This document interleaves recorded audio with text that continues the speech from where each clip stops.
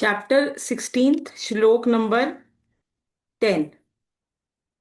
वह मद मान और वह दंभ मान और मद से युक्त पुरुष किसी भी प्रकार भी पूर्ण ना होने वाली कामनाओं का आश्रय लेकर अज्ञान से मिथ्या सिद्धांतों को ग्रहण करके और भ्रष्ट आचरणों को धारण करके संसार में विचरते हैं।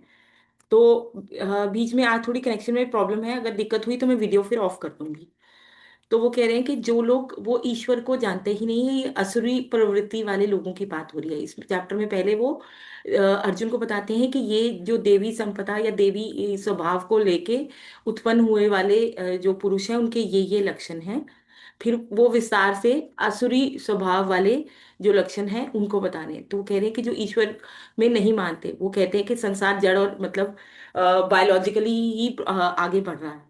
तो वो मिथ्या सिद्धांतों का अब मतलब वह दम्भ दम्भ इज फॉल्स बिहेवियर या हिपोक्रेसी। हिपोक्रेसी के अंदर से कुछ और बिलीव करना और बाहर से कुछ और। मान घमंड और मद मद मतलब नशा। नशा यहाँ पे सिर्फ फिजिकल सब्सटेंस नहीं कि किसी ने अल्कोहल या स्मोकिंग या कुछ और। यहाँ पे नशा अपनी एजुकेशन का, अपने कुल का, अपने बड़े होने का या किसी भी क्वालिटी का जो हम में है उसका जो नशा है वो नशा कहेंगे। युक्त मनुष्य किसी भी प्रकार की जो कामनाएं हैं वो कभी भी किसी भी प्रकार वो पूरी नहीं हो सकती। तो अगर एक कामना खत्म हुई तो फिर एक डिजायर फुलफिल हुई तो दूसरी होगी, दूसरी हुई तीसरी होगी। तो कहते हैं कि जैसे समुद्र में लहरें हैं वैसे ही वो मनुष्य ये जो अगर आप एक ये साइकिल लोगे, ये आगे भी एक श्लोक अभी आएगा इसी पे ही, कि जो है काम क्रोध और लोभ ये नरक के द्वार हैं। तो कामनाएं जो हैं, अगर आप देखो कामना फुलफिल्ड, अगर कामना पूरी हो गई तो लोभ बढ़ेगा, आसक्ति बढ़ेगी। और कामना नहीं पूरी हुई तो क्रोध आएगा कि जो हमने डिजायर किया था।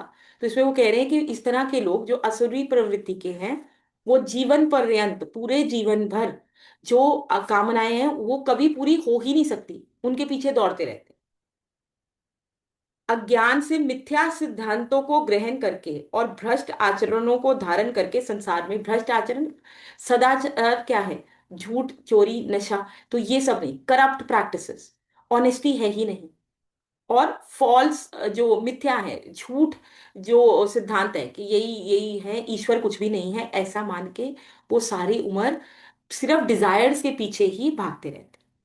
तथा वह मृत्यु पर्यंत रहने वाली असंख्य चिंताओं का आश्रय लेने वाले, विषय भोगों के भोगों में तत्पर रहने वाले और इतना ही सुख है इस प्रकार मानने वाले होते हैं। तो उनके हिसाब से लाइफ में सिर्फ यही है, डिजायर डिजायर फुलफिलमेंट, विषय और जितने भी उसके उनको जितना वो ग्रहण कर सकते हैं टू मैक्सिमम यही सुख है। इसके बियॉन्ड सुख ही नहीं है कि मैक्सिमम घूम ले, मैक्सिमम खा ले, मैक्सिमम अच्छे कपड़े पहन ले, बड़े बड़े घरों में रह ले, लग्जरी। तो वो उसी साइकिल में उनको डेथ, लाइफ और डेथ के साइकिल में वो घूमते रहे। उनको ये ज्ञान कभी मिल ही नहीं सकता। उनके लिए बस जितने भोग हैं जब उनकी पूर्ति हो गई, मतलब उनको वो विषय मिल गए, जितनी हमारी इंद्रियां हैं यही सुख है, इसके बियॉन्ड कुछ है ही नहीं। और क्या है, मृत्यु पर्यंत जब तक उनके जीवन का एंड नहीं हो रहा है वो किससे, वो क्या प्रॉब्लम, असंख्य चिंताओं का आश्रय लेने वाला। तो वो दिन रात, क्योंकि उनका सब कुछ मटेरियलिस्टिक वर्ल्ड में ही उनको लगता है उसकी पूर्ति होगी, तो वो एक ना एक चिंता से घिरे रहते। क्या बोल रहे हैं, असंख्य इन्यूमरेबल चिंताएं, कि बचपन में ये मतलब जैसे अर्न करने लगे तो हम कैसे सेटल होंगे, क्या होगा। तो पूरी लाइफ भर कभी ये प्रॉब्लम कभी वो।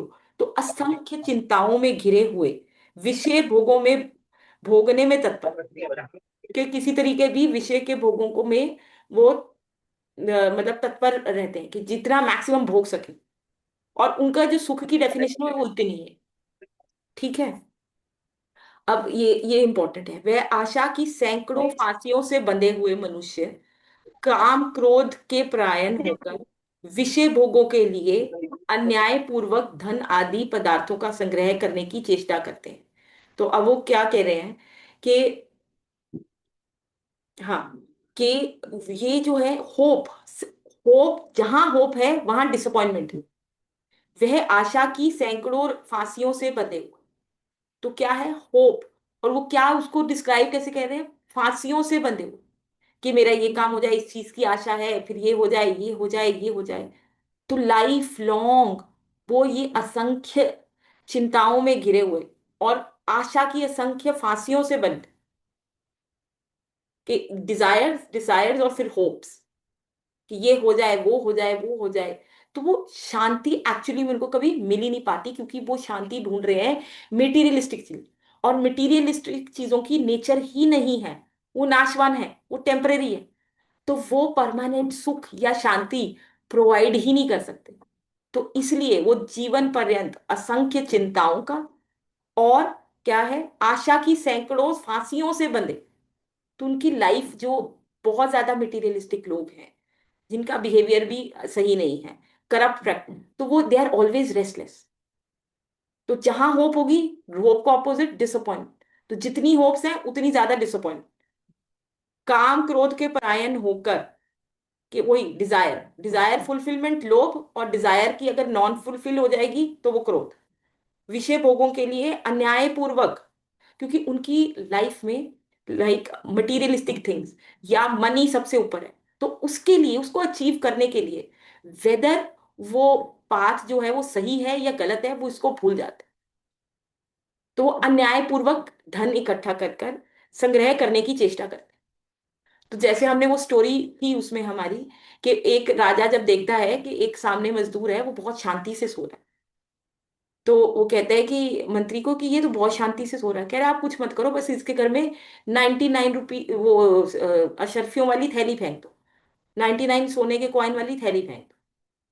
तो क्या है, जितना हम ज्यादा संग्रह करने की कोशिश करते हैं उतनी रेस्टलेसनेस बढ़ जाती है, और उस और का कभी कोई एंडिंग। तो जो जितनी है ये हमारी कामनाएं हैं, ये तृष्णाएं, नेवर सेटिस्फाई। तो वो मटेरियल चीजों में वो हमें सेटिस्फेक्शन मिलने वाला ही नहीं है, तो वो सोर्स ही नहीं है। लेकिन उनकी तरफ भाग भाग के, तो वो क्या कर रहे हैं कि उनके लिए प्रायोरिटी क्या है, सिर्फ मटेरियल थिंग्स। तो उनको वो ज्ञान, कि क्या सही है क्या गलत है, क्या न्याय है क्या अन्याय है, तो वो क्या कह रहे हैं, अन्याय पूर्वक धन आदि पदार्थों का संग्रह इकट्ठा करने की चेष्टा करते हैं। तो इसलिए वो होप की सैकड़ों रस्सियों से बंधे। तो सारा जो उनका फोकस है सिर्फ मटेरियलिस्टिक चीजों पे, और उनको ये ज्ञान ही नहीं हो पाता कि उसके ऑपोजिट भी कोई रास्ता, क्योंकि ईश्वर उनको रिवील नहीं करते। वह सोचा करते हैं कि मैंने आज यह प्राप्त कर लिया, और अब इस मनोरथ को प्राप्त कर लूंगा, मेरे पास इतना धन है, और फिर यह हो जाएगा। तो अगर आप आपकी लाइफ में कभी भी देखो कि बहुत कोई एम्बिशियस पर्सन है, तो वो यही कहेगा कि मैंने अभी इतना बिजनेस में मेरा एक्सपेंशन हो गया, अब मैं ये एक्सपैंड करूंगा, अब मैं वो एक्सपैंड करूंगा। तो life long they keep on building, ये एम्पायर बिल्ड करने की उसमें लगे रहते हैं, कि जितनी मटेरियल चीजें हैं उनको इकट्ठा कर। अब 1 मिलियन हो गया तो अब 2 मिलियन चाहिए, 1 करोड़ हो गया किसी के पास, अब 2 करोड़ चाहिए, अब 2 करोड़ हो गया, नहीं अब 10 करोड़ चाहिए। तो वो जो लोभ है वो कभी खत्म ही नहीं होता।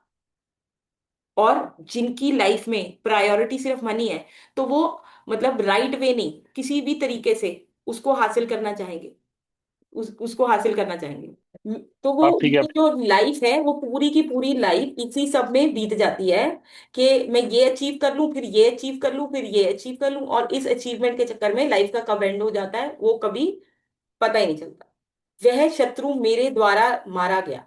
तो उनमें ईगो की फीलिंग बहुत ज्यादा है, कि I am doer of the action, and I have done this, I have done this, I have achieve this, मैंने इतना पा लिया। तो ये फीलिंग बहुत ज्यादा उन लोगों में स्ट्रांग रहती है। फिर क्या है, वह शत्रु मेरे द्वारा मारा गया, और उन दूसरे शत्रुओं को भी मैं मार डालूंगा। मैं ईश्वर हूँ, ऐश्वर्य को भोगने वाला हूँ, मैं सब सिद्धियों से युक्त हूँ और बलवान तथा सुखी हूँ।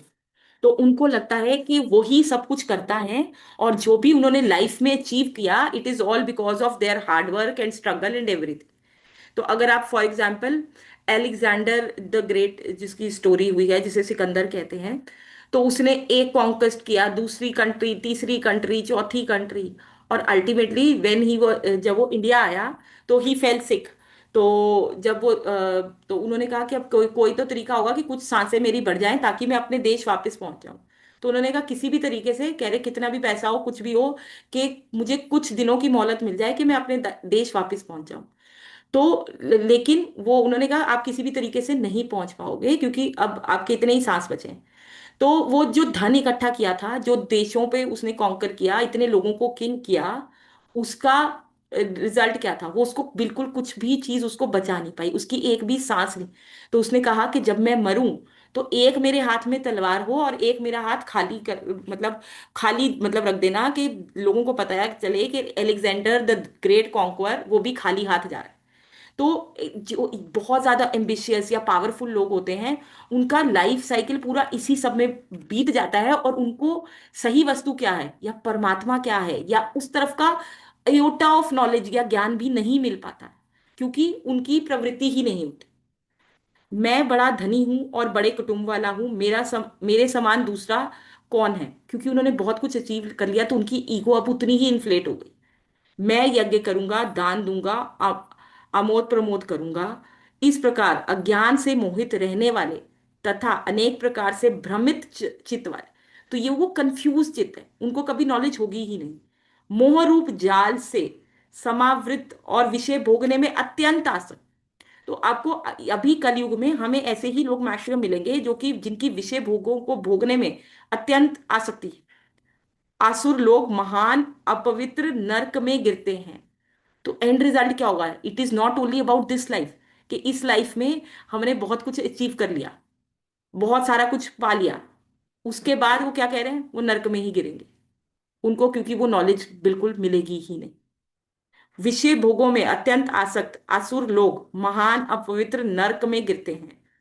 वह अपने आप को ही श्रेष्ठ मानने वाले घमंडी पुरुष धन और मान के मद से नशे में चूर है, कि they have achieved everything and they are like equivalent to God, इस तरह की उनकी थॉट प्रोसेस हो जाती है। अपने आप को ही श्रेष्ठ मानने वाले घमंडी पुरुष धन और मान के मद से युक्त होकर केवल नाम मात्र यज्ञों द्वारा पाखंड से शास्त्र विधि रहित यजन किया करते।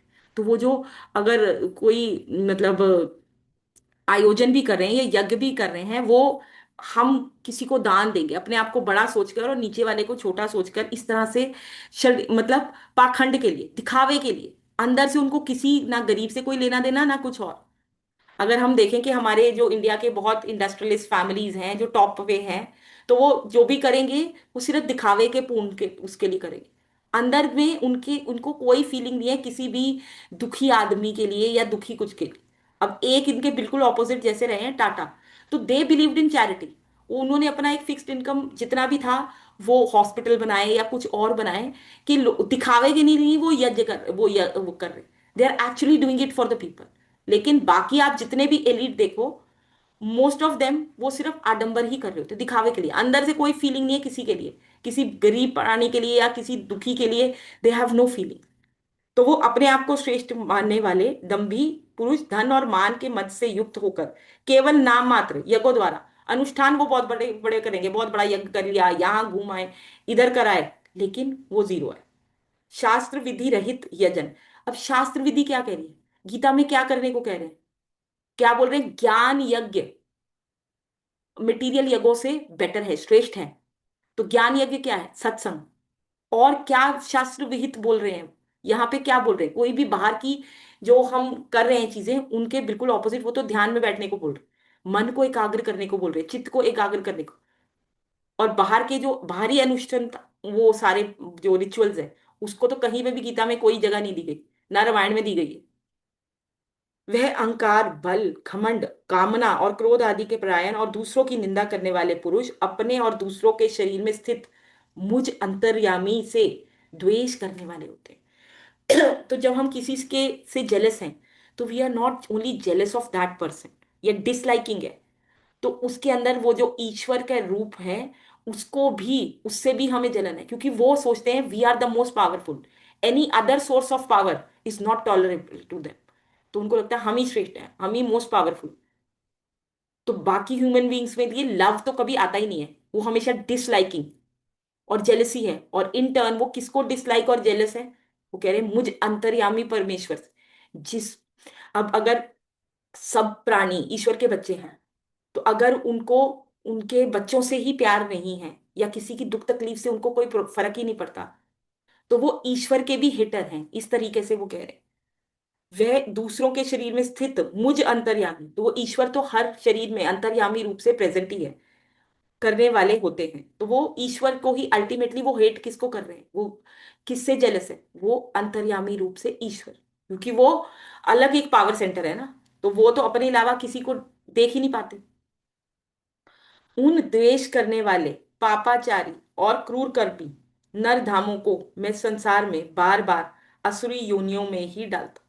तो इस जन्म में हो सकता है कि वो उनको मेटीरियलिस्टिक को बहुत फ्लरिश, लेकिन एंड क्या होने वाला है, वो असुरी योनियों में ही जाएंगे। और फिर उसके बाद, हे अर्जुन, वह मूल मुझको ना प्राप्त होकर ही जन्म जन्म में असुरी योनियों को प्राप्त होते हैं, फिर उससे भी अति नीच गति को ही प्राप्त होते हैं, अर्थात घोर नरकों में पड़ते। तो नीचे की नर्क क्या है, नीचे की योनियों में चले जाना। कोई कीड़ा मर गया, बन गया, वो किसी गटर या नाले में है। कितने सारे और ऑर्गेनिजम्स हैं जिनकी लाइफ बहुत डिफिकल्ट है। तो ये नर्क है। वो कह रहे हैं कि जो ईश्वर की तरफ नहीं, मतलब जो असुरी प्रभाव के हैं, क्रूर हैं, उनमें दया नहीं है, कोई ह्यूमन फीलिंग्स ही नहीं है, तो वो फिर नीचे की योनियों में जाएंगे, फिर उससे भी अति नीच गति को ही प्राप्त होते हैं, अर्थात घोर नरकों में प्राप्त। अब ये घोर नर्क क्या हुआ, कि अगर आप नीचे की योनियों में चले गए तो वो घोर नर्क है। तो इस तरह से उनका जो फिर वो साइकिल है वो वैसे ही है। अब ये यही वाले एक श्लोक की बात करी थी मैं, काम क्रोध लोभ, ये तीन प्रकार के नरक के द्वार हैं, आत्मा का नाश करने वाले, अर्थात उसको। अब वॉइस इज क्लियर, अभी वॉइस क्लियर है? ठीक है। काम क्रोध तथा लोभ ये तीन प्रकार के नरक के द्वार हैं, आत्मा का नाश करने वाले, अर्थात उसको अधोगति में ले जाने वाले। अतएव इन तीनों को त्याग देना चाहिए। अब वो क्या कह रहे हैं कि नरक के द्वार क्या हैं, काम क्रोध और लोभ। अब ये सब इनडायरेक्टली कामना से ही प्रेरित है। जब चैप्टर थर्ड में या सेकंड में वो कहते हैं कि अर्जुन कृष्ण जी से पूछते हैं कि मैं ना चाहते हुए भी मुझे ऐसा क्यों लगता है कि फोर्सफुली बलात् ही पाप कर्मों को आकर्षित हो रहा हूं। तो फिर कृष्ण भगवान जी आंसर देते हैं, रजोगुण से उत्पन्न काम ही सब, मतलब बहुत बड़ा शत्रु या वैरी। तो ये जो कामना है, डिजायर है, जो हमें आराम से बैठने नहीं देती, यही सबसे बड़ी प्रॉब्लम है। अगर कामना फुलफिल हो जाती है, लाभ हुआ तो लोभ हुआ। तो अगर कामना की पूर्ति हो गई तो क्या होगा, लोभ बढ़ेगा। और अगर कामना की पूर्ति नहीं हुई तो क्रोध होगा। तो ये तीन जो द्वार हैं, उनमें से टॉप टॉप मोस्ट कामना ही है, कामना से ही है। कामना की पूर्ति हो गई तो लोभ बढ़ता जाएगा, लाभ हुआ तो लोभ बढ़ता जाएगा। और कामना की पूर्ति नहीं हुई, भाई जो हमारे अकॉर्डिंग नहीं हुआ, हमें एक्स अचीव करना था हम नहीं कर पाए, या कुछ हमारी विल के अकॉर्डिंग नहीं हुआ, तो क्या हुआ, क्रोध हुआ, डिससेटिस्फैक्शन हुई, फ्रस्ट्रेशन हुई। तो लेकिन सबका ओरिजिनल क्या है, कामना। तो क्रोध, अब इन तीनों को क्या बताया उन्होंने, नर्क के द्वार। तो अब ये तो हो नहीं सकता कि संसार में रहते हुए सारी कामनाओं का त्याग। तो इसका आंसर उन्होंने पिछले चैप्टर में दिया कि जो भी आप काम कर रहे हो, do it as a duty, मन को एकाग्र करके चित ईश्वर में लगा के जब आप कर्म करते हैं तो कर्म बंधन से मुक्त हो जाते हैं। दूसरी बात, रामायण में है कि कामना का अंत कहाँ है, कामना का अंत ईश्वर भजन में, सत्संग में। ईश्वर को तो कामना को एंड एक के बाद एक चीज अचीव करके नहीं है, आपने 10 चीजें अचीव कर ली, फिर भी there is constant desire to achieve the 11th thing. क्योंकि जो हमारी स्वाभाविक नेचर है, हम ईश्वर का अंश, और ईश्वर क्या है, सच्चिदानंद। तो जो सुख हम ढूंढ रहे हैं वो मटेरियल चीजों में है ही नहीं, इसलिए हमें कभी सेटिस्फैक्शन हो ही नहीं पाता, क्योंकि वो उसकी प्रॉपर्टी ही नहीं। जब वो उसकी प्रॉपर्टी ही नहीं है तो वो हमें वो सुख दे। तो इसलिए मनुष्य सारी उम्र रेस्टलेस घूमता रहता, क्योंकि उसको जाना ऑपोजिट डायरेक्शन में था। वस्तु कहीं ढूंढे कहीं, सुख था अंदर चलने में, ईश्वर की तरफ चलने में सुख था, और वो ढूंढ रहा था मटेरियलिस्टिक चीजों। तो वो क्या कह रहे हैं कि ये नर्क के द्वार है, ये जितना कामना बढ़ेगी उतना लोभ बढ़ेगा और उतना क्रोध बढ़ेगा। तो जैसे जैसे ये सब बढ़ेगा तो ये इंसान को नीचे ले जाएगा। हे अर्जुन, इन तीनों नर्क के द्वारों से मुक्त पुरुष अपने कल्याण का आचरण करता है, इसमें वह परम गति को जाता है, अर्थात मुझे ही प्राप्त होता है। परम गति इज इक्वल टू ईश्वर को प्राप्त। तो जो इस तरफ नहीं चलेगा वो ईश्वर को प्राप्त करेगा। तो there are two ways only. एक दिन मैंने वो भेजा भी था, निवृत्ति और प्रवृत्ति। प्रवृत्ति गोइंग टुवर्ड्स द वर्ल्ड, तो संसार की तरफ चलना आपका जो प्रवृत्ति मार्ग है। और निवृत्ति संसार से ऑपोजिट ईश्वर। तो स्वार्थ और परमार्थ ऑपोजिट डायरेक्शन है। अपने लिए चलना सेल्फिशनेस, और ऑपोजिट तरफ परमार्थ ईश्वर की तरफ चलना, तो ये ऑपोजिट है। तो जो अगर इन सब में नहीं चलेगा, बहुत ज्यादा कामना से प्रेरित नहीं है, बहुत ज्यादा जो विषय भोगों में आसक्त नहीं है, तो उसकी आसक्ति दूसरी तरफ होगी, तो ईश्वर की तरफ, तो वो ईश्वर को प्राप्त करे। इससे तेरे लिए इस कर्तव्य और अकर्तव्य की व्यवस्था में शास्त्र ही प्रमाण है, ऐसा जानकर तू शास्त्र विधि से नियत कर्म ही करने योग्य। Now he is telling him what to do exactly. तो शास्त्र विधि, अगर हम गीता को शास्त्र माने, तो इसमें क्या बोला गया? ध्यान और सत्संग। और सिक्स्थ चैप्टर में कर्तव्य कर्म की डेफिनेशन, यहां क्या बोल रहे हैं?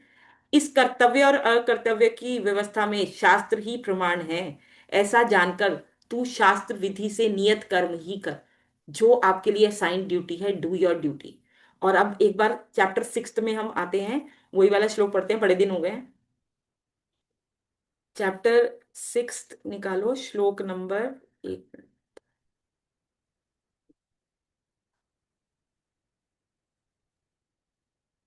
कर्तव्य कर्म किसको कहा गया है? हम्म,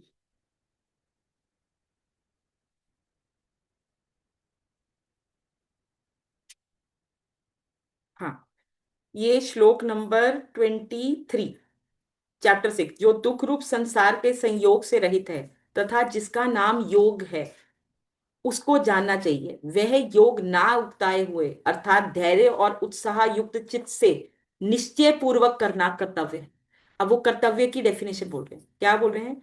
जो दुख रूप संसार के संयोग से, एसोसिएशन, संसार के जो जो संसार को कैसे डिफाइन किया? दुख रूप है। संसार क्या है? दुख रूप है। उसकी एसोसिएशन के बिना है, जिसको योग कहते हैं, उसको जानना चाहिए। योग एडिशन, ईश्वर में खुद का एडिशन।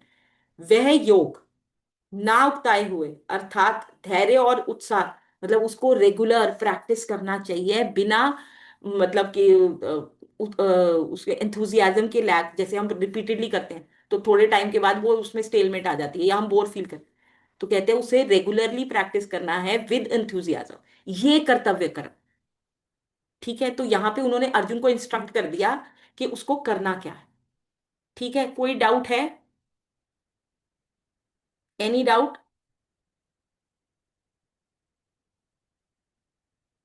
न- ठीक है, तो अब हम गीता में जहां जहां काम लिखा है उसका मतलब कामना ही है।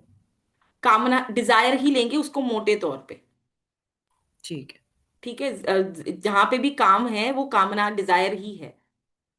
क्योंकि अगर आप उसको चैप्टर वही जहां पे वो कह रहे हैं कि रजोगुण से उत्पन्न काम ही, काम को ही इस विषय में तू वैरी जान, तो इट इज हम्म। डिजायर्स, आकांक्षाएं। ठीक।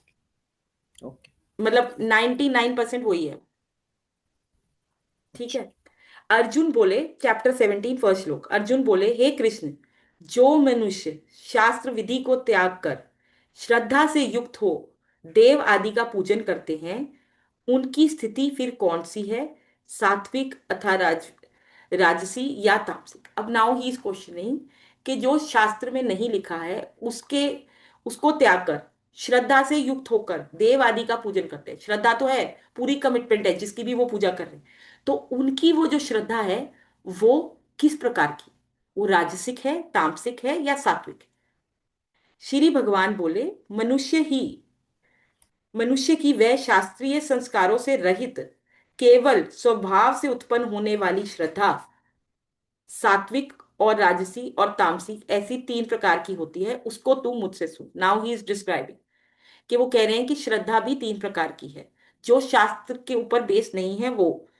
हे भारत, सभी मनुष्य की श्रद्धा उनके अंतःकरण के, उनके अंतःकरण में क्या है? मन बुद्धि चित्त अहंकार, तो उसके अकॉर्डिंगली उनकी श्रद्धा होती है। अगर सात्विक गुण ज्यादा है तो उस तरीके से यह पुरुष श्रद्धा में है, इसलिए जो पुरुष जैसी श्रद्धा वाला है वह स्वयं वैसा ही है। तो जिसकी जैसी श्रद्धा है वो स्वयं वैसा है, ये समझने की बात है कि जिसकी जैसी श्रद्धा होगी वो इंटरनली ऐसा ही है। अगर कोई देवों को पूज रहा है, कोई प्रेतों को पूज रहा है, अभी ये डिफाइन करेंगे, तो वो अंदर से वही गुण धारण किए हुए है, equivalent to that only. That is what he is trying to say, कि जिसकी जैसी श्रद्धा है वह स्वयं वैसा ही है, क्योंकि उसकी श्रद्धा उसके अंतःकरण के अकॉर्डिंग टू वो अंदर से कैसा है वैसी ही उसकी श्रद्धा होगी। तो अब वो बता रहे हैं, सात्विक पुरुष देवों को पूजते हैं, राजसिक पुरुष यक्ष और राक्षसों को, तथा अन्य जो तामसिक मनुष्य हैं वह प्रेत और भूतगणों को पूजते हैं। तो अभी इसको, और वो जो फर्स्ट क्वेश्चन था उसका आंसर आगे वो 3-4 श्लोक में दे रहे हैं। जो मनुष्य शास्त्र विधि से रहित केवल मन कल्पित घोर तप को तपते हैं, तथा दंभ और अहंकार से युक्त एवं कामना, आसक्ति और बल के अभिमान से भी युक्त हैं, जो शरीर रूप में स्थित भूत समुदाय को और अंतःकरण में स्थित मुझ परमात्मा को भी कृश करने वाले हैं, उन अज्ञानियों को तू असुर स्वभाव वाला जान। अब पहले आसुरी वो उन्होंने बताया पिछले चैप्टर में, अब वो क्या कह रहे हैं कि जो उन्होंने शास्त्र तो पढ़े ही नहीं, nobody is reading the text, literature पढ़ा ही नहीं है, मतलब रिलीजियस लिटरेचर, वो मनुष्य शास्त्र विधि से रहित केवल मन कल्पित बहुत घोर तपस्या भी कर रहे हैं, और लेकिन क्या है, किसी चीज को अचीव करने के लिए, मेरी ये मनोकामना पूरी हो जाए, मैं झंडे वाले जाऊंगा, हर रोज जाऊंगा, सेवा करूंगा 40 दिन, but it was not the devotion और love for the God, it was the, कि आपकी कोई नीड है या आपकी कोई मनोकामना है या मटेरियल चीज की रिक्वायरमेंट है, वो पूरी हुई, या पूरी होने के बाद आप जी मैं यहां जा रहा हूं, तो लेकिन किससे प्रेरित है, वो दंभ और अहंकार से युक्त है, एवं कामना, आसक्ति और बल के अभिमान से युक्त, कि मुझे ये चीज मिल जाए और उसके बाद मैं ये करूंगा, या ये तो कहीं लिखा ही नहीं है, मैं जी हर महीने वहां जाऊंगा, क्या नाम है, वैष्णो देवी जाऊंगा, या यहाँ फलाना फलाना जगह जाऊंगा, मैं 40 दिन का ये करूंगा, कहाँ लिखा है, ये तो कहीं लिखा ही नहीं है। अपने अकॉर्डिंग, तो मन कल्पित, और क्या है उसमें उद्देश्य क्या है, मटेरियल चीजों का गेन, मेरा घर बन जाए, मेरे को बिजनेस में प्रॉस्पेरिटी हो जाए, या कोई किसी को प्रॉब्लम हो गई हेल्थ रिलेटेड, तो वो उससे दुख, उससे छूटने के लिए हम ईश्वर को रिश्वत दे रहे हैं, तो ये तो शास्त्र विधि नहीं है ना। तो वो क्या कह रहे हैं, जो मनुष्य शास्त्र विधि से रहित केवल मन कल्पित बहुत घोर तपस्या भी कर रहा है, नंगे पांव जा रहा है जी भैरों के मंदिर या काली माता के मंदिर, या कोई भी ऐसा तप कर रहा है बिना शास्त्र विधि के, और उसके बैकग्राउंड में क्या है, मटीरियलिस्ट चीजों की पूर्ति, और वो पूर्ति हो गई तो क्या है, दंभ और अहंकार, बहुत प्राउड फील करते हैं, कामना, आसक्ति और बल के अभिमान से युक्त हैं, जो शरीर रूप में स्थित भूत समुदायों को और अंतःकरण में स्थित मुझ परमात्मा को भी कृश करने वाले। अब ये जो उपवास करते हैं, वो कह रहे हैं कि शरीर में स्थित ये जो आपके 5 एलिमेंट्स हैं और बहुत सारे ऑर्गेनिजम्स हैं, उनको और ईश्वर को वीकन करने वाले हैं, उन अज्ञानियों को तो असुर स्वभाव से वाले जा। तो यहाँ पे वो क्या कह रहे हैं, असली भक्ति जिसको कह रहे हैं, सब अपने मन के अकॉर्डिंग या जिसके मत में जो चलता है वो फॉलो कर, लेकिन जो टेक्स्ट में लिखा है वो तो कोई फॉलो करने को तैयार ही, वो तो पढ़ने को ही नहीं तैयार ना, नॉलेज ही नहीं है कि है क्या, तो फॉलो तो बाद में ही करेंगे। तो वो जो बहुत ज्यादा घोर तप कर रहे हैं, रिग्रेस ये सब कर रहे हैं तपस्या, तप क्या है, शरीर इंद्रियों को साधना, इंद्रियों को तपाना, कंट्रोल, संयम, तो क्या घोर जी मैं मतलब कोई भी घोर तप कर रहा है, जो कि ईश्वर क्या कह रहे हैं, तपाना किसको है, मन को, साधना में किसको लगाना है, मन को, और शरीरी को बहुत घोर तपस्या कर रहे हैं, वो असुरी स्वभाव में काउंट हो रहे हैं। वो कह रहे हैं मुझे, मुझ परमेश्वर को और 5 वो जो भूत समुदाय को, शरीर रूप से स्थित भूत समुदाय को और अंतःकरण में स्थित मुझ परमात्मा को कृष वीकन करने वाले हैं, उन अज्ञानियों को तो असुर स्वभाव वाला ज्ञान। तो जो अध्यात्म ज्ञान है, ईश्वर की तरफ चलना कैसे, मन के अकॉर्डिंग कुछ भी करने से वो किसी तपस्या में काउंट ही नहीं होगा। अब वो अगले इस चैप्टर में पूरी बता रहे हैं कि तपस्या क्या है, तपना, तपस्या, मन की तपस्या क्या है।